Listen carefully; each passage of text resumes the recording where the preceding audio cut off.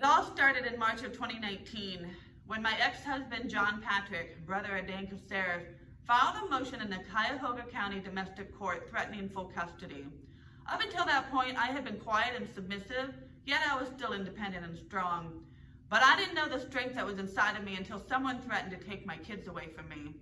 So suddenly there were 3 people in our lives: a lawyer, guardian ad litem assigned to my kids, and 2 psychologists, all handpicked by John and his lawyer. But I didn't know that at the time. I also didn't know at the time that those 3 people have worked together on cases before. Cases where women were criticized and judged for being women and mothers. Many of those women are still traumatized by their experience in the domestic court, not from just the trauma of it all, but also from all the thousands of dollars that we've spent on this. In the last 3 years of this domestic litigation, I have gained the educational equivalence of a college degree. But there were times I was beaten down by the process, curled up in a fetal position on the closet floor. But those times didn't last long because I have the grit to keep going.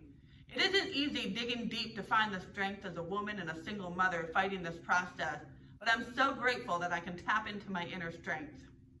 Throughout these 3 years, despite the kids and I being traumatized by the process, I was still aware enough to listen and understand what was really happening.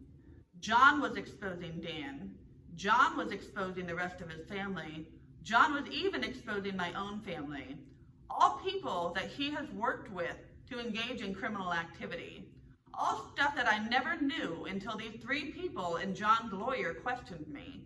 Those people were strangers to me. They didn't know my life. They didn't know anything about me. All they knew was what John kept talking about. John kept talking about Dan. John kept talking about his family. And John kept talking about my own family. Because John was talking about Dan so much, I started to think about the incident that he was referencing. I started to wonder if Dan had committed other criminal acts. So one night I Googled Dan and I found Tony Viola's website. Dan had done what he did to me to other people. On January 28, 2009, I had an almost 2-year-old and a 9-month-old. John had promised that he would stop drinking and get help before each of my pregnancies, but he failed to keep that promise. And by the time that cold January day came around, I wanted to prove that John was an alcoholic by destroying his liquor.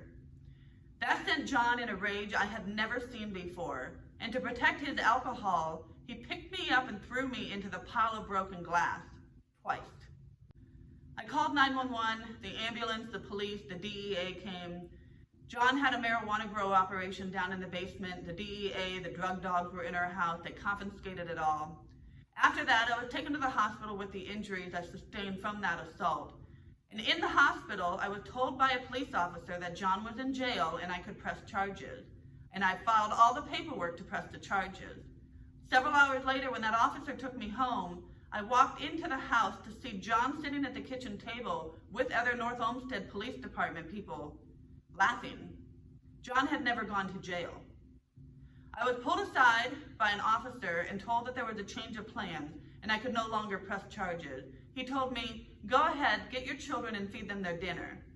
So I went into the kitchen with my children. I fed them their dinner in the corner while John and the police department laughed about sports, as if I and my children didn't even exist in that corner. Fast forward to this domestic litigation, John admitted that Dan was the one that helped him out of trouble. He told the guardian ad litem that Dan was the one that helped him. The guardian ad litem told me that Dan was the one that helped him, but blew it off.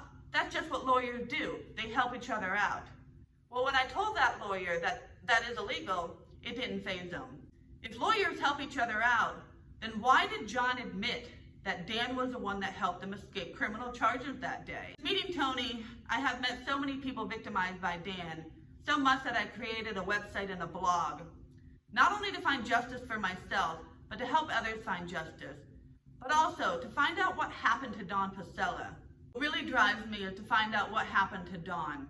I know John knows. One day when he came over to pick the kids up, he won't look at me, he won't speak to me, he won't even roll his window down. But when the kids opened up the door to get in the car, I said to John, "What do you know about Dawn Pasela?" His reaction told me everything I needed to know. John knows what happened to Dawn. And John knows because Dan confessed one night when they lived together. Dan gets really drunk, confesses to whatever he does because he's so narcissistic, and he told John what happened to Dawn. Dan included me in an email in 2012 to me and Catherine Clover, his government witness girlfriend. Dan emailed me from his private email to her private email to my private email with the titles of his public office. Those same emails are now the subject of the oral arguments in the appellate court. 4 years later, Susan, Dan's wife, confided in me for an entire year via Facebook message about that affair, even saying that Dan must not like his girlfriend that much if he's not divorcing her. I was safe back then. I didn't know who Catherine Clover was. I didn't know who Tony Viola was. I was just somebody safe that they could confide in and sought out my advice. But now they're angry with me. They're mad at me. I didn't do anything. They included me. I'm just telling my story. I didn't expose them. They exposed themselves, and with John's help.